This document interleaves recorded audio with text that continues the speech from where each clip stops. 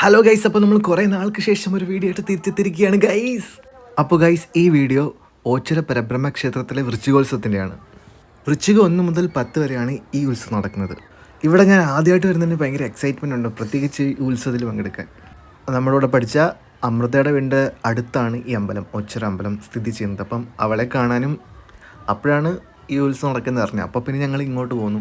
So ഇവിടെ വന്നപ്പോൾ guys ഒന്നും പറയാനില്ല, ഭയങ്കര തിരക്കായിരുന്നു. പിന്നെ ഇവിടുത്തെ റൈഡ്സ് ഒത്തിരി സാധനങ്ങളുണ്ടായിരുന്നു. കുറേ എൻ്റെ പേരൊന്നും എനിക്കറിയത്തില്ല, അതിലൊന്നും കയറാൻ പറ്റിയില്ലെങ്കിലും അവിടെ എല്ലാം നടന്ന് കണ്ടു. അതുപോലെ തന്നെ നല്ല മഴയായിരുന്നു ഗൈസ്.